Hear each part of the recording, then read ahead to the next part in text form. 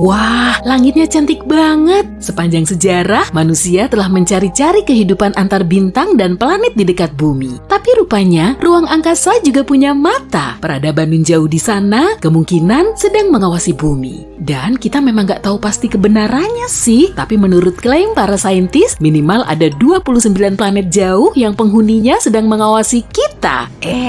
Ada pengagummu juga tuh. Senyum yang manis dong. Sejauh ini telah teridentifikasi 1715-an sistem bintang tetangga di galaksi Bima Sakti dan penghuninya bisa mendeteksi bumi dengan teleskop konvensional. Semua bintang ini berada di galaksi kita, jadi kalau peradabannya bisa mengarahkan teleskop ke matahari, mereka akan menangkap titik kecil yang melintas di antara matahari dan si pengamat. Metode ini dinamakan sebagai transit. Biasanya transit digunakan untuk mendeteksi planet dalam astronomi. Kita juga bisa loh mengamati fenomena ini dari rumah secara langsung cuma dengan teleskop. Arahin aja teleskopnya ke matahari, kemudian tunggu. Ada Merkurius tuh, planet yang paling dekat dengan matahari ini cuma kelihatan sebagai titik kecil. Proses transit Merkurius bisa berlangsung minimal selama 5 jam. Dan fenomena ini bisa terjadi sampai 14 kali dalam seabad. Transit berikutnya diperkirakan akan berlangsung pada tanggal 13 November 2032. Catat di kalendermu ya, biar kamu nggak ketinggalan.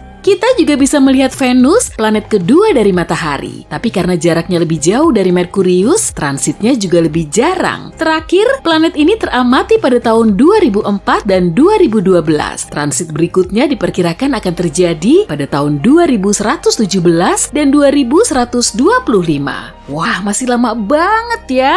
Penghuni sistem bintang ini kemungkinan bisa mengamati bumi, tapi teleskop jarak jauh punya mekanisme lain. Sebetulnya si pengamat nggak akan bisa mendeteksi titik hitam dengan matahari berada di belakangnya. Teleskop ini akan mengukur kecerahan matahari kita, dan saat posisi bumi mulai berada di antara matahari dan si pengamat, teleskop akan mendeteksi intensitasnya akan menurun karena planet kita menghalangi cahayanya. Saintis dari peradaban di luar bumi kemudian akan mampu memanfaatkan penurunan intensitas cahaya matahari untuk menghitung ukuran planet kita.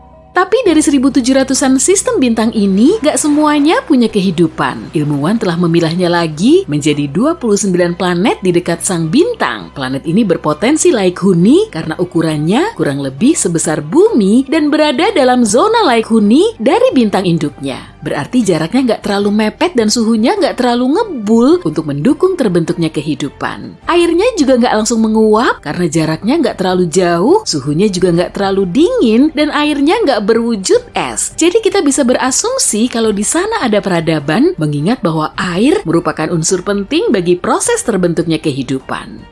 Menurut teori, penghuni planet ini bisa melihat transit bumi selama 5.000 tahun terakhir. Saat manusia di bumi sedang membangun piramida Giza dan Stonehenge, makhluk di luar sana kemungkinan telah mengamati nenek moyang kita. Salah satu dari planet ini cuma berjarak 11 tahun cahaya dari bumi, tepatnya di dekat bintang Ross 128 alias Katai Merah di rasi bintang Virgo. Di situ ada eksoplanet berukuran 2 kali lebih besar dari bumi yang termasuk dalam zona Laikuni. Menurut teori, penghuni planet ini bisa melihat transit bumi secara rutin selama 2000 tahun. Tapi sekitar 900 tahun yang lalu, posisinya telah tergeser. Planet lain sejauh 12,5 tahun cahaya berada di dekat bintang induk T-Garden. Dari sini, transit bumi bisa teramati dan penghuninya bisa mengamati kehidupan kita selama 29 tahun. Pengamatan para ilmuwan juga tertuju pada sistem bintang TRAPPIST-1. Di dalamnya terdapat sekitar 7 eksoplanet hampir mirip dengan tata surya kita. Dan 4 di antaranya berada dalam zona Laikuni dari bintang induknya. Tapi penghuninya nggak bisa mengamati bumi hingga 16 abad lagi.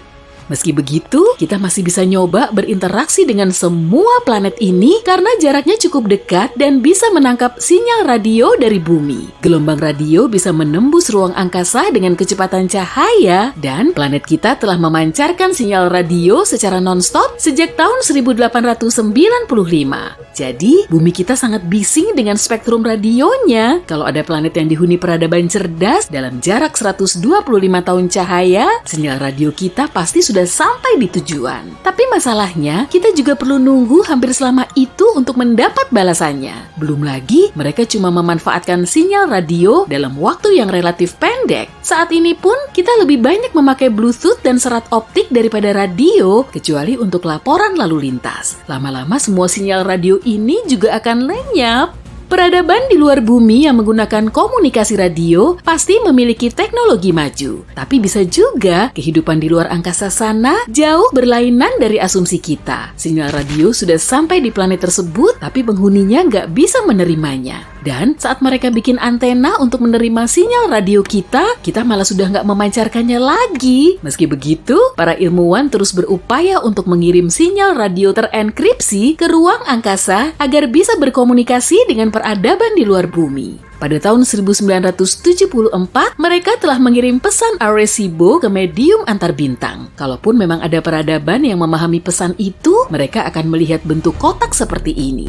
Di dalamnya terdapat semua informasi tentang manusia. Yang teratas berisi sistem nomor kita, lalu ada nomor atom, kemudian DNA kita, beserta gambar untainya di bagian bawah. Yang ini gambar manusia, di bawahnya ada gambar tata surya kita. Dan posisi bumi, planet ketiga di tata surya kita, nggak sejajar dengan planet lain. Dengan begini mereka akan tahu kalau pesan ini berasal dari bumi. Di bawahnya terdapat diagram teleskop radio Arecibo. Sebagai alternatif, pesan ke planet nun jauh di sana bisa dikirim melalui surat biasa yang diangkut dengan probe luar angkasa. Metode ini juga sudah dilakukan. Voyager 1 dan Voyager 2 diluncurkan pada tahun 1977 dan masih beroperasi sampai sekarang. Pada tahun 2012, Voyager 1 menjadi objek buatan manusia pertama yang berhasil sampai di medium antar bintang. Voyager 1 terbang ke bintang jauh sambil membawa pesan yang terekam dalam piringan emas. Piringan ini berisi salam dalam 55 bahasa di seluruh dunia. Ada juga musik dari berbagai penjurunya, serta berbagai bunyi-bunyian seperti bunyi lautan, suara manusia, dan suara hewan. Selain itu, ada 116 foto yang termuat di dalamnya, termasuk foto manusia dan lanskap bumi. Gambar tersebut juga memuat informasi soal matahari dan DNA kita. Di wadah piringan itu, terdapat petunjuk beserta jarum untuk memutar rekamannya. Ada juga peta pulsar galaksi kita agar astronom dari peradaban di luar bumi bisa menemukan tata surya kita. Tapi metode seperti ini punya kelemahan utama pada waktu. Voyager 1 akan sampai di destinasi pertamanya, yaitu bintang Gliese 445 dalam waktu 40.000 tahun. Lalu Voyager 2 akan tiba di bintang Ross 248 dalam waktu 42.000 tahun. Dan selama sekitar 296.000 tahun, Voyager 2 akan melintasi Sirius, bintang paling terang di langit malam. Lama banget. Peradaban di luar bumi juga bisa mendeteksi kita dengan kalkulasi dan rumus. Mereka cuma perlu lebih jeli saat mengamati matahari. Dalam sistem bintang berplanet, bintang induk nggak cuma diam. Ia berputar pada orbit kecil dan bintang yang berat ini menarik semua planet di sekitarnya. Tapi planet tersebut juga punya gravitasi dan resistansi sendiri. Akibatnya sang bintang agak bergeser, kemudian berputar. Peradaban di luar bumi bisa memperkirakan pergeseran matahari untuk menentukan masa planet di dekatnya. Dengan metode ini, para astronom bisa menemukan 548 eksoplanet.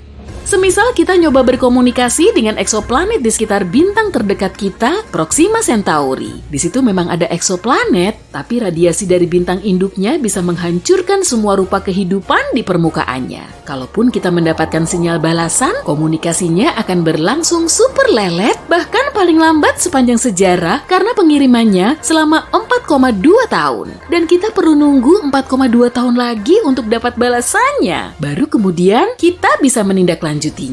Peradaban ini nggak bisa terbang keluar angkasa, maka kita perlu menjemput bola. Meskipun jarak bintang Proxima Centauri paling dekat dengan tata surya kita, perjalanan ke situ perlu waktu selama 73.000 tahun dengan roket konvensional. Jadi kita perlu bikin wahana antariksa yang bisa ngebut dengan kecepatan cahaya. Itu pun masih nyita waktu sampai 4,2 tahun untuk sampai di tujuan. Semisal nih, kita beneran nemu kehidupan di luar bumi yang berlokasi di seberang Bima Sakti. Galaksi kita ini berdiameter 100.000 tahun cahaya. Jadi kita perlu waktu 100.000 tahun untuk melintasinya. Mungkin kita perlu mematahkan hukum fisika atau mengangkut semua peradaban manusia ke dalam pesawat luar angkasa raksasa yang akan terbang melintasi bintang selama ribuan tahun. Dan saat diluncurkan dari bumi, cuma kru pertama yang paling tangguh yang nantinya bisa melihat sistem bintang lain dari jendela pesawat luar angkasa. Hei, geser dikit dong, aku kan juga pengen lihat keluar. 2022 dan 2023 menjadi tahun-tahun penting dalam pencarian dunia baru. Tahun lalu, NASA berhasil menemukan lebih dari 5.000 eksoplanet yang telah terkonfirmasi. Daftarnya sangat beragam. Di antaranya ada bumi super berbatu, planet gas raksasa seperti Jupiter, planet es raksasa seperti Neptunus, dan sebagainya. Dan ini baru permulaan. Kemungkinan ada lebih dari 1 triliun eksoplanet di galaksi kita saja loh. Tapi pertanyaan terpentingnya adalah, berapa banyak sih yang bisa dihuni oleh manusia? Apakah ada planet dalam daftar ini yang memungkinkan adanya kehidupan atau yang bisa jadi rumah masa depan kita? Tentu saja ada. Dan di tahun 2022 hingga 2023, kita menemukan 5 di antaranya. Jadi kencangkan sabuk pengamanmu dan bersiaplah untuk perjalanan seru keluar tata surya. Planet pertama dalam daftar kita adalah Wolf 1069b, nama yang membosankan dan kaku. Jadi aku akan menyebutnya Wolfie saja. Toh siapa juga yang bakal menghentikanku? NASA? Sebuah studi baru yang dilakukan oleh 50 astronom ahli mengonfirmasi sesuatu yang mengagumkan, yaitu eksoplanet Wolfie yang berlokasi hanya 31 tahun cahaya dari kita berpotensi menjadi sebuah dunia berbatu. Dengan kata lain, secara teoretis, planet ini layak dihuni. Tim di balik penemuan ini menggunakan teknik yang disebut kecepatan radial untuk mendeteksi eksoplanet tersebut. Ini adalah cara para ilmuwan mempelajari pergerakan bintang dan planet.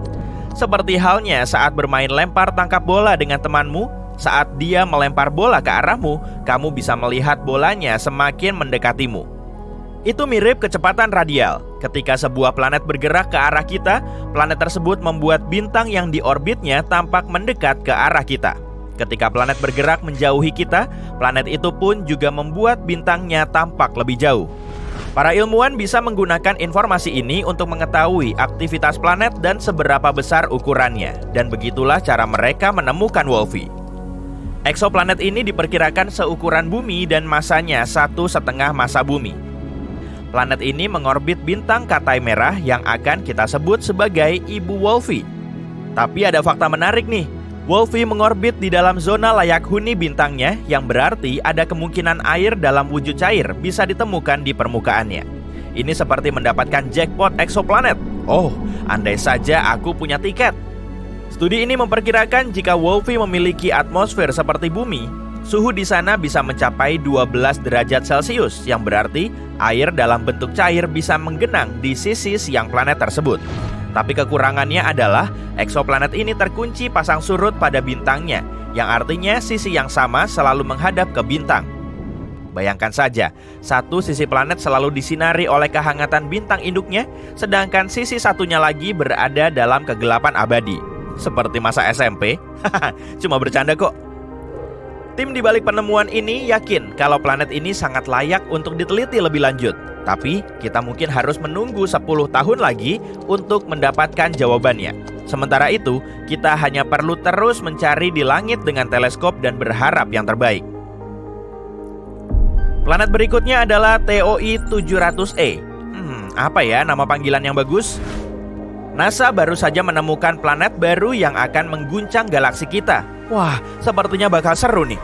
Aku akan menamainya Toys Were Us. Ukurannya hampir sebesar bumi, kemungkinan besar memiliki air dalam bentuk cair di permukaannya, dan jaraknya hanya 100 tahun cahaya.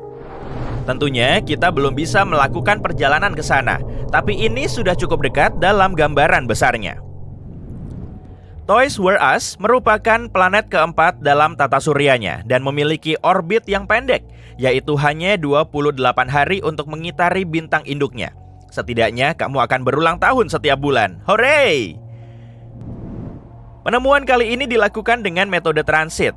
Planet-planet terlihat sangat kecil dan sulit dideteksi.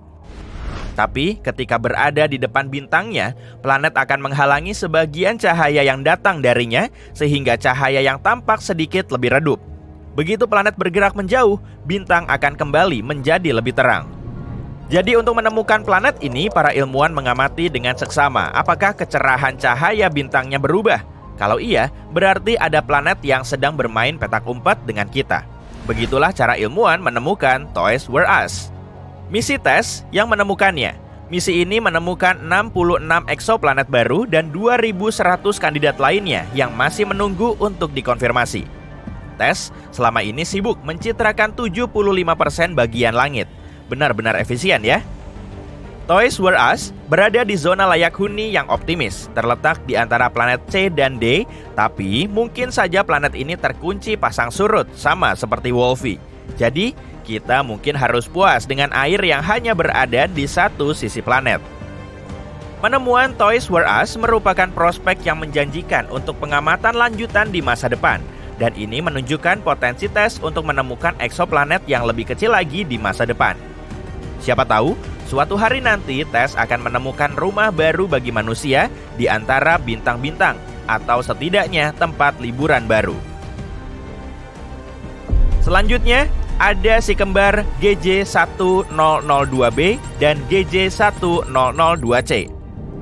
Galaksi menjadi semakin dekat dengan kita dengan ditemukannya dua eksoplanet yang akan kusebut Hansel dan Gretel, yang jaraknya sangat dekat dengan tata surya kita.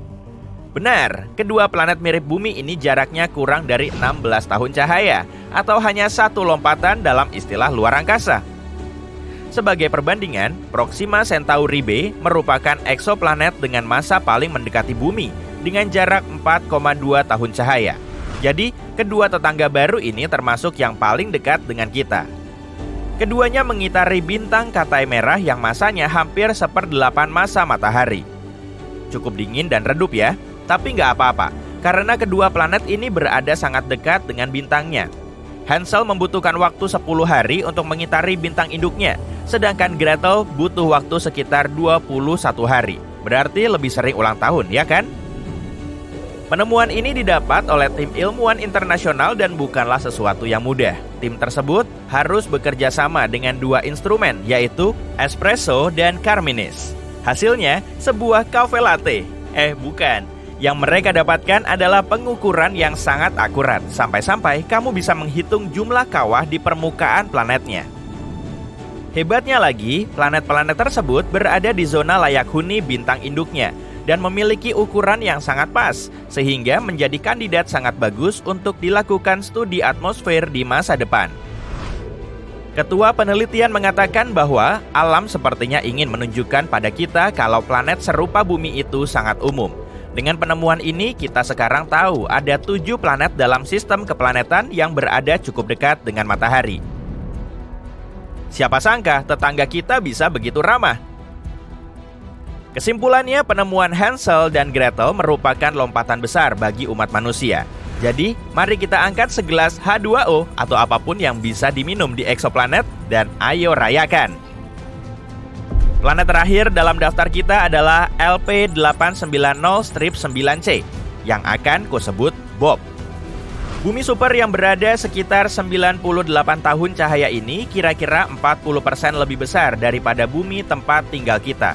Selain itu, planet ini punya kembaran yang akan kusebut Ray, yang ukurannya hingga 75% lebih besar dari bumi. Semakin banyak ruang tentu lebih baik, bukan?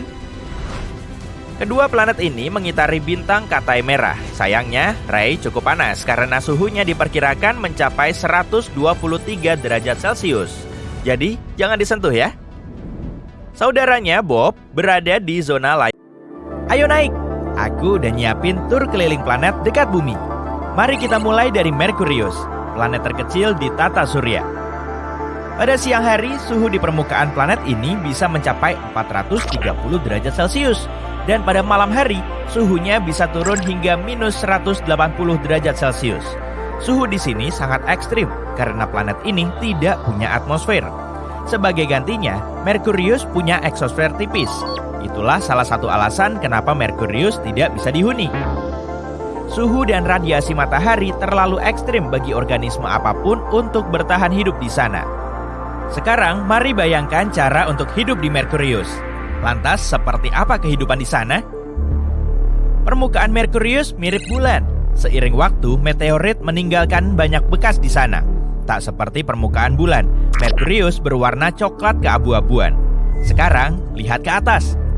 Ukuran matahari di Merkurius 3 kali lipat di bumi. Dan sinar matahari hampir 7 kali lebih terang. Kacamata hitam seperti apa yang bakal kita pakai kalau tinggal di sana ya? Bisakah kehidupan muncul di planet ini di masa depan? Kemungkinannya sangat kecil. Nah, bagaimana kalau kita mendarat di Venus? Kamu mungkin mengira planet terpanas di tata surya kita adalah Merkurius karena letaknya paling dekat dengan matahari. Namun kenyataannya, gelar ini jatuh ke Venus. Apa yang membuat Venus sepanas ini? Alasan terbesarnya adalah atmosfernya. Hampir seluruh atmosfernya terdiri dari karbon dioksida. Atmosfernya sangat tebal sehingga menyebabkan planet ini memanas tanpa henti. Pada dasarnya, gas atmosfer mencegah radiasi termal meninggalkan Venus. Jadi, planet ini tak bisa mendingin. Air di permukaannya pun terus berubah menjadi uap. Jika permukaan Venus adalah makanan, maka atmosfernya ibarat microwave. Itu sebabnya suhu di sini bisa mencapai 465 derajat Celcius. Bagaimana rasanya tinggal di Venus? Di bumi, musim berubah karena kemiringan planet. Namun, Venus tidak mengalami perubahan berarti sepanjang tahun. Kondisi siang dan malam hari juga lumayan konstan. Bagaimana dengan pemandangan langitnya? Awan di Venus tampak kuning atau putih cerah. Mereka sebagian besar terbuat dari asam sulfat beracun. Tapi kemudian, kenapa Venus tampak oranye kemerahan saat kamu melihatnya dari bumi? Bicara soal warna planet yang sebenarnya bisa menjadi urusan rumit. Rona benda luar angkasa ini mungkin berbeda saat kamu melihatnya dari planet lain. Jika kita melakukan perjalanan jauh ke Venus, permukaan coklat kemerahan akan menyambut kita. Molekul karbon dioksida dan asam sulfat menghalangi sinar matahari di permukaan Venus. Oleh karena itu, planet ini berwarna jingga kemerahan. Oh iya, apa kamu tahu Venus sering disebut kembaran bumi? Kedua planet ini punya ukuran yang hampir sama. Keduanya punya permukaan yang relatif muda dan atmosfer tebal berawan. Selain itu, orbit Venus juga paling dekat dengan bumi. Itu mungkin menimbulkan pertanyaan tentang kemungkinan kehidupan di Venus. Tapi tidak, Venus tak layak huni. Tujuan berikutnya adalah Mars. Tak seperti Venus, Mars punya musim karena kemiringan planet ini pada porosnya. Mars juga punya efek musiman sekunder yang disebabkan orbitnya yang sangat elips. Belahan Mars Selatan punya musim dingin yang lebih dingin dan musim panas yang lebih panas dibanding belahan Mars Utara. Suhu rata-rata di Mars adalah minus 60 derajat Celcius. Tapi suhu bisa berbeda dari kutub hingga khatulistiwa. Mereka bervariasi secara dramatis dalam 1 minggu. Tetap saja, tak terlalu buruk jika dibandingkan dengan 2 planet sebelumnya kan? Apa Mars layak huni? Hal pertama yang harus dikhawatirkan organisme hidup di sini adalah radiasi ruang angkasa. Bumi punya medan magnet dan atmosfer tebal untuk melindungi permukaan dari radiasi. Mars tak punya keduanya. Gravitasi planet ini sepertiga bumi. Gravitasi lebih lemah dan atmosfer lebih tipis mempersulit makhluk hidup untuk bertahan hidup di planet merah. Pada tahun 2013, NASA melaporkan danau air tawar purba yang bisa menjadi lingkungan ramah bagi kehidupan mikroba. Ini menjadi bukti bahwa air cair pernah mengalir di Mars. Konfirmasi ini menunjukkan Mars mungkin punya lingkungan yang diperlukan untuk mendukung kehidupan. Tapi, apa yang terjadi dengan air di Mars? Penjelasan paling populer adalah atmosfer planet ini menjadi terlalu tipis dan dingin untuk menampung air cair di permukaan Mars. Hilangnya air Mars mungkin juga terkait dengan hilangnya medan magnet awal. Atau alasannya mungkin adalah ukuran planet merah ini. Mars mungkin terlalu kecil untuk menampung air. Jadi saat ini Mars tak layak huni. Tapi kamu tahu para ilmuwan terus mengirim misi ke Mars? Mungkin mereka akan menemukan beberapa informasi baru. Kita lihat saja nanti ya. Sekarang Jupiter. Apa kamu pernah bertanya-tanya bagaimana rasanya hidup di planet terbesar di tata surya? Lingkungan Jupiter adalah tempat yang sangat tidak mungkin menopang kehidupan. Suhu dan komposisinya terlalu ekstrem untuk organisme apapun. Jupiter punya lapisan gas, sebagian besar hidrogen dan helium. Gas-gas ini memenuhi seluruh planet. Secara harfiah, tak ada permukaan padat di planet ini. Gas ini turun sampai ke intinya. Di bawah permukaan, gas ini menjadi cair dan berubah menjadi plasma karena tekanan atmosfer di sana jauh lebih kuat daripada di tempat manapun di bumi. Agar kamu bisa membayangkan, organisme di Jupiter harus menahan tekanan atmosfer 1000 kali lipat lebih kuat daripada di bumi. Bisakah makhluk hidup bertahan dalam kondisi seperti itu? Agak mustahil. Jupiter benar-benar tidak bisa dihuni. Tapi kamu pernah dengar bulannya, Europa, mungkin merupakan zona layak huni. Pindah lagi yuk, Saturnus. Ini planet terbesar kedua di tata surya. Seperti Jupiter, Saturnus adalah bola gas raksasa yang terutama terdiri dari hidrogen dan helium. Bagaimana suhu di Saturnus? Dingin banget. Selain itu, ada angin yang sangat kuat di sana. Angin di atmosfer atas Saturnus mencapai kecepatan 490 meter per detik. Mari kita bandingkan dengan badai di bumi untuk mendapatkan pemahaman lebih baik. Badai terkuat yang pernah tercatat di bumi bergerak dengan kecepatan 107 meter per detik. Jadi jawaban atas pertanyaan apakah ada kehidupan di Saturnus? Tampaknya lumayan jelas, di sana tidak ada kehidupan. Perhentian berikutnya adalah Uranus, salah satu raksasa es terbesar. Atmosfer Uranus didominasi oleh es, tapi itu bukan satu-satunya alasan planet ini berwarna biru. Terdapat metana di atmosfernya. Metana menyerap cahaya merah dan memantulkan warna biru. Hal yang sama berlaku untuk Neptunus. Uranus adalah planet terdingin di tata surya. Suhu di sana bisa serendah minus 224 derajat Celcius. Kehidupan di bumi membutuhkan sinar matahari untuk mendapatkan energi. Tapi di Uranus tak ada yang bisa menghasilkan energi apapun bagi kehidupan untuk berkembang. Intinya, Uranus tidak punya lingkungan untuk menopang kehidupan. Lanjut ke Neptunus, raksasa es kedua. Apa yang ada di planet terjauh di matahari ini? Jelas, di sana sangat dingin. Tak ada sumber energi yang bisa dimanfaatkan oleh kehidupan bakteri. Begitu juga dengan sumber air cair. Para ilmuwan meyakini kehidupan di Neptunus tak mungkin ada karena kondisinya sangat tidak bersahabat. Jadi, apa yang membuat planet kita layak huni? Bukan cuma untuk manusia, tapi juga organisme hidup apapun, bahkan mikroba. Kondisi tertentu diperlukan untuk hidup. Semua makhluk hidup butuh makanan, air, dan suhu yang tepat untuk berkembang. Atmosfer adalah elemen vital. Manusia, misalnya, membutuhkan oksigen untuk bernapas dan hanya bisa bertahan hidup di suhu